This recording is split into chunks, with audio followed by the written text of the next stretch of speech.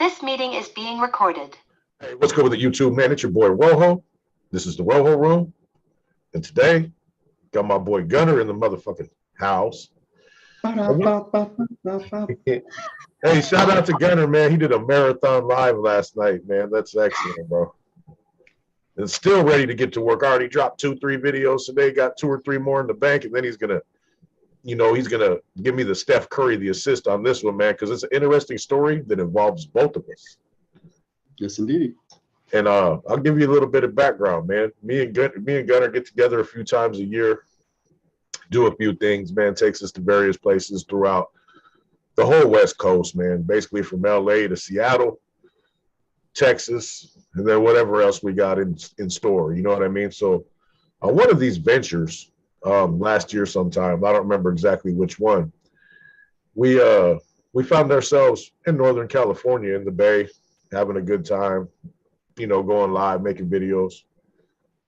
Well, we end up going to a certain spot. I don't want to be too specific as not to offend anyone, but we were in an area in a little bar, and we walk inside. We're going to get us something to eat. We're not drinking or nothing like that, but we're going to get something to eat.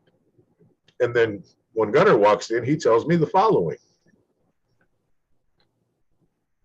So we walk in, and we had been to this place previously.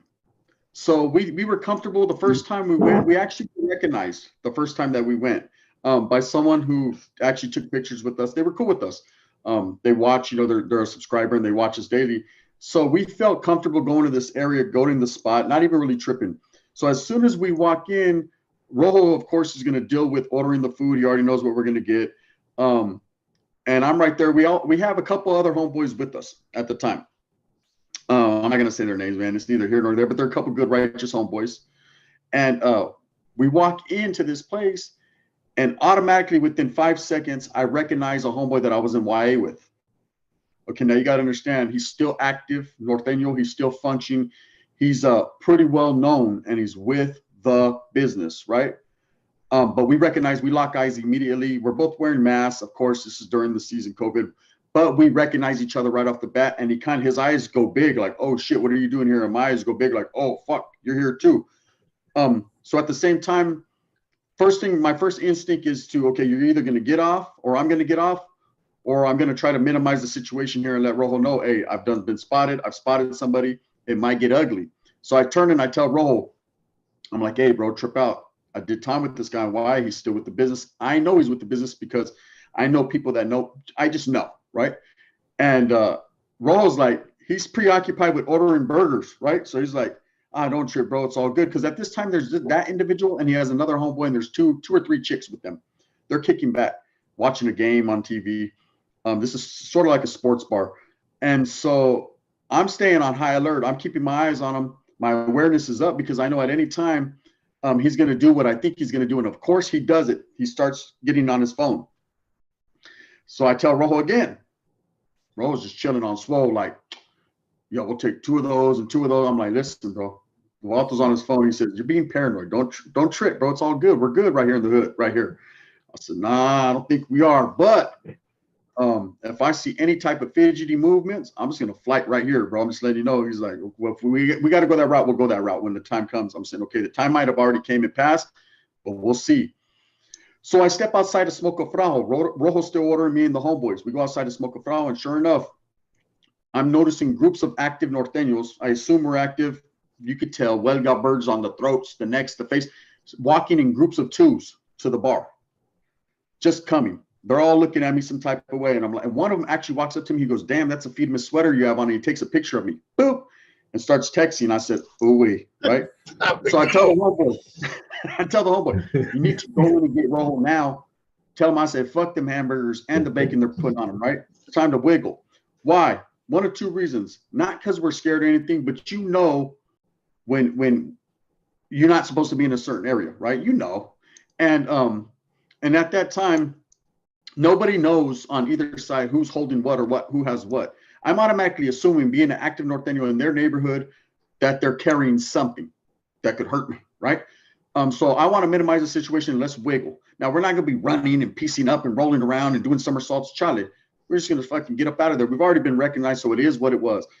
Of course, Rojo's still ordering burgers. He's like, fuck with everything they got going on. But he's starting to notice by this time. What were you noticing, Rojo, on the inside? Because I was outside.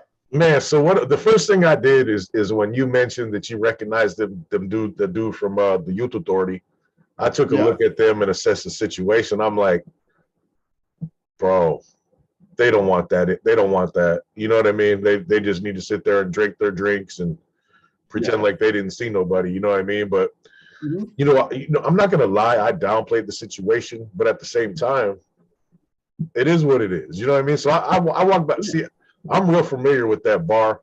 I got friends there. You know what I mean? Business associates and stuff. So I go back to the kitchen. Dude making my food is my homeboy.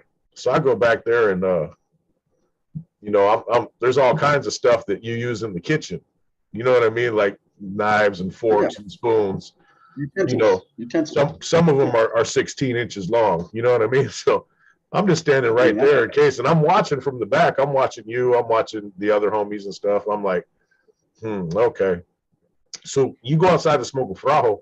I follow behind you, and yeah, they started. You know, I look down the street. I see a bunch of red coming down the street. I'm like, all right, this might get dicey. You know what I'm saying? But I'm not gonna just give them the satisfaction of just, you know, speed walking away or nothing. You know what I mean? I'm gonna, you know, am I gonna go? Well, yes, I'm gonna go. You know, because the numbers, I'll tell you about the numbers in a minute, man. At first, it would have been a 4-on-2 in our favor. Pretty soon, the odds were drastically changed the other way. But anyway, dude tries to holler at me. Probably, I would assume he was probably the big homie of that group. He's like, hey, Red, can I talk to you? I'm like, man, what's up, bro? And he's like, man, you know, I watch your show and, you know, I like what you say, you know what I mean? But, man, you know you can't be here, bro. And I'm like, yeah, I feel you. I respect that. You know what I'm saying? You know, you're absolutely correct. I should not be here. I don't know what the hell I was doing here. But I'm here. I wanted the goddamn burger. And Fat Boy was hungry, right? So I'm just trying to wait on the food. I know how long the food takes. Food takes 13 minutes. I've been there. I know. I worked there. Let's keep it 100. I used to work at that place. I was security there, bouncer. So I'm thinking in my head, okay, 97 more seconds and we'll be the fuck out of here. So they start coming outside. One dude came outside all aggressive, like, ruh, ruh, ruh, and their big homie pushed him back a little bit. And he's like, man, I got this. And I'm like, man, I'm just going to grab this food and go. You know what I'm saying? And I got, you know, my poncho that I wear right here, this thing with the calendar on it and stuff. I got that on, you know, and they're probably wondering why I don't have no fear in my eyes. And I'm assuming they assumed that I might have had something on me because I was just looking at them just like this, like, hey, you know, we'll be out of here in just a minute, bro. You know what I'm saying? Like, yeah, you ain't gonna roll us up out here though. That's no. We were gonna get our. We already planned on grabbing our food and going because we had other things on the plans anyways. Yeah, on the schedule. You know what I mean? So, you know, dude's trying to be real cool, man. But I know what he's doing. He's biding for time because nobody there had nothing on him, and they assumed because we were there that we probably did because one never knows. We just didn't take off running or something like some you know, weirdos. You know what I mean? So I go get the food. By the time I come out, Gunner and them had went and got the car, and there was another dude outside on the phone staring at us like, oh shit. So by the time the car comes around to get me, I got the food.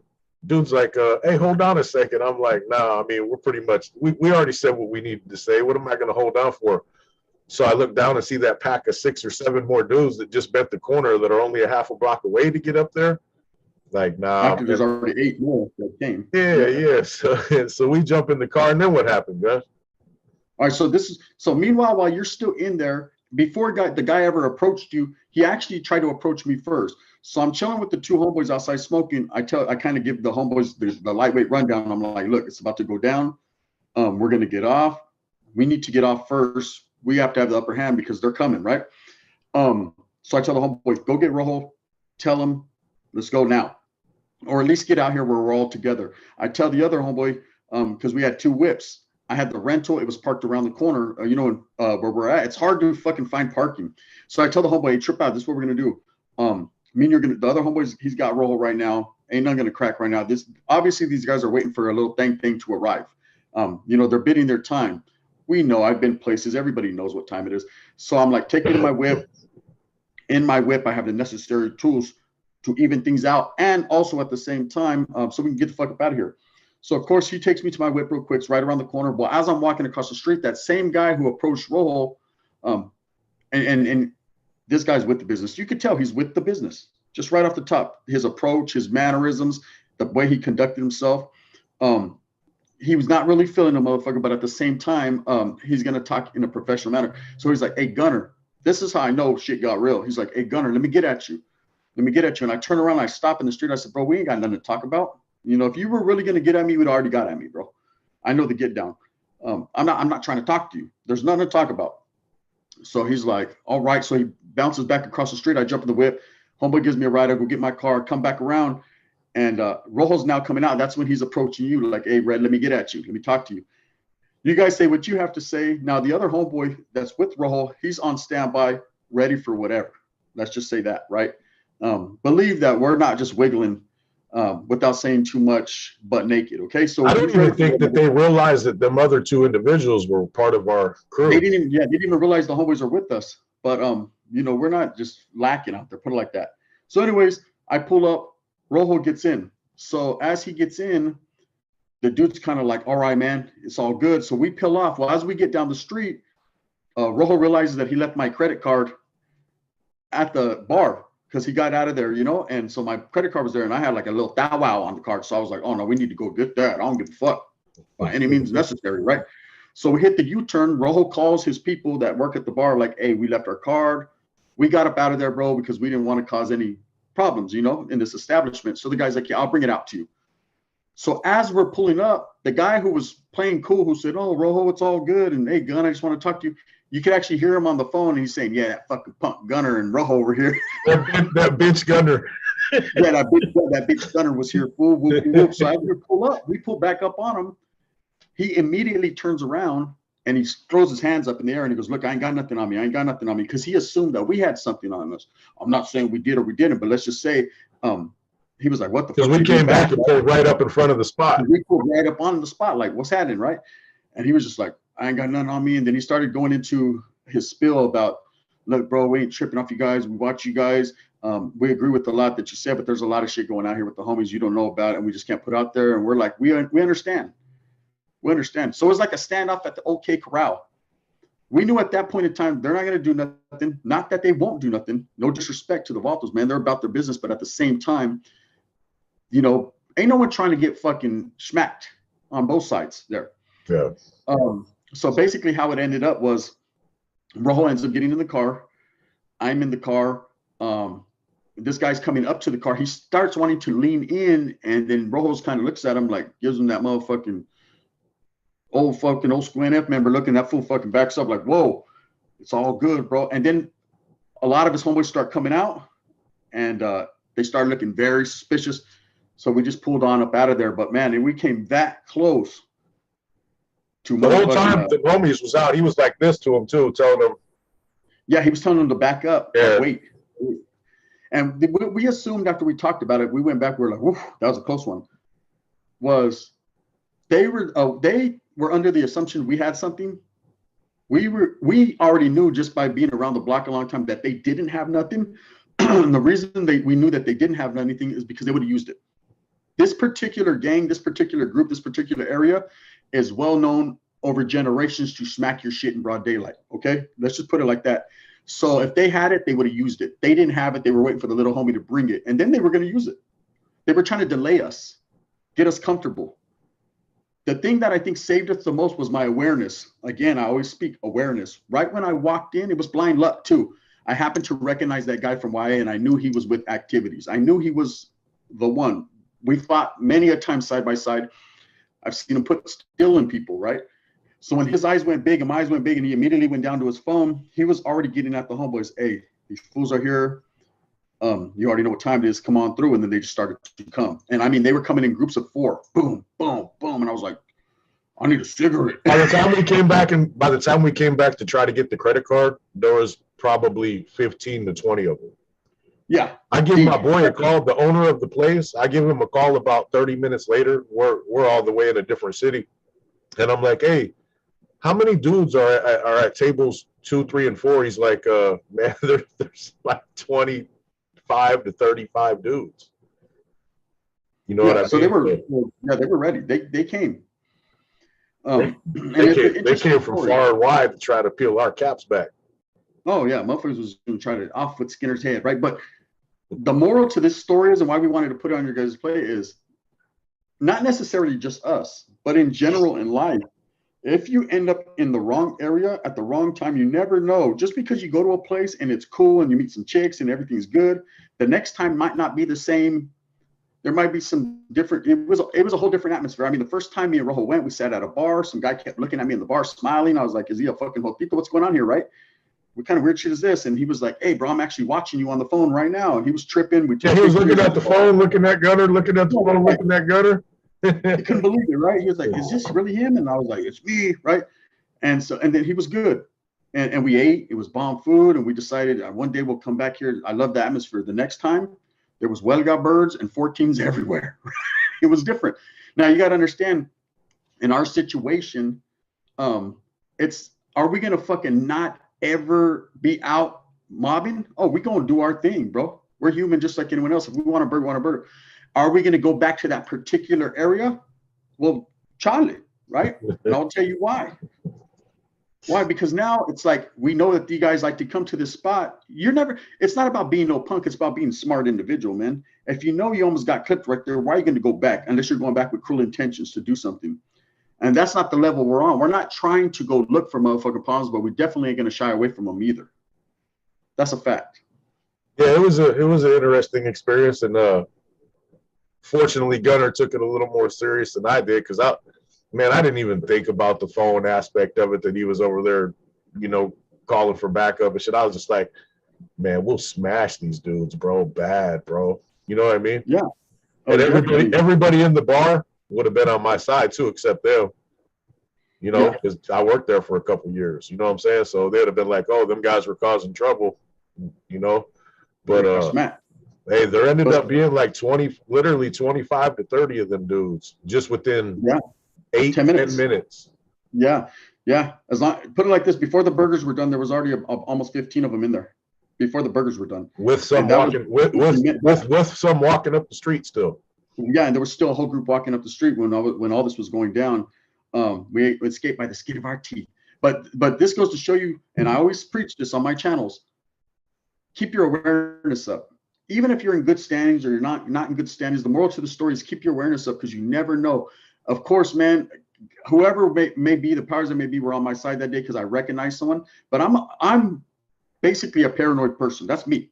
I've been locked up and incarcerated since a youth, so I've had my head on swivel fucking forever. So I go into a place, it don't matter if it's fucking Walmart, and I'm like the Terminator. I'm analyzing everything going on. Oh shit! Oh, so you eat Funyuns, huh? Motherfucker, okay. Oh, the Shasta? Yeah, all right, we can do with that. I'm watching every little move that's being made, and in the end, being aware what is taught in a northern fashion, taught to me, what was instilled to me, I utilize it, and it worked. Because if I would have just, whatever, it's good, played the baboso role and been the dummy, me and Rojo would have been sitting there smacking a big old burger, and we'd have got dumped, right? Quite possibly, allegedly.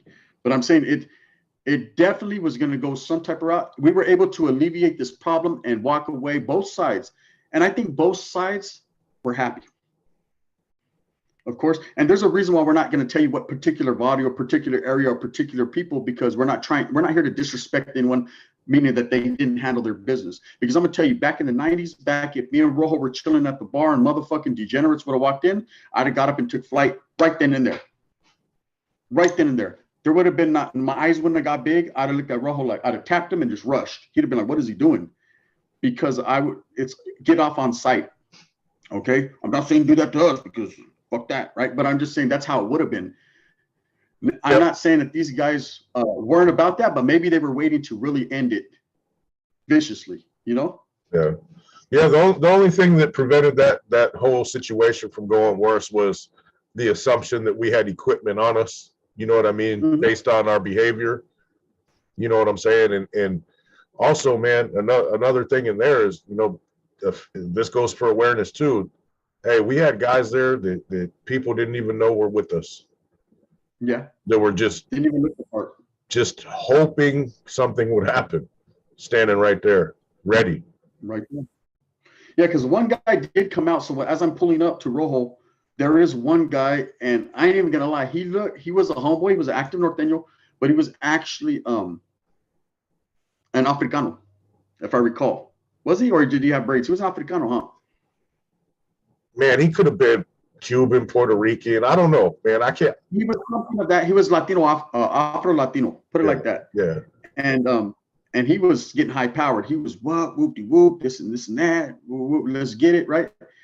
And I was under the assumption that something was gonna pop right there. But his older homeboy, his big homeboy, you could tell the guy who was running the shit kind of was like, nah, I got this. So I could tell that the older guy, smarter heads prevailed. He didn't really want to do anything either, and that's just the way it went. Anyway, there's a lesson about awareness for you. Gunner got an A+ that day. I'm gonna walk out of there with a D, but it is what it is. You know, you got somebody on top of stuff, you're doing good. You guys know who you are out there. I'm sure you guys are watching. Respects. Respects. You almost got it. There's no taking away the fact that them dudes were with the business at all. You know, I read eyes, I read everything. You know what I'm saying? Them guys weren't playing. But they thought either incorrectly or correctly, we're not going to say, if we had something that could have changed their whole life. You know what I'm saying? So I'm glad it ended the way it did.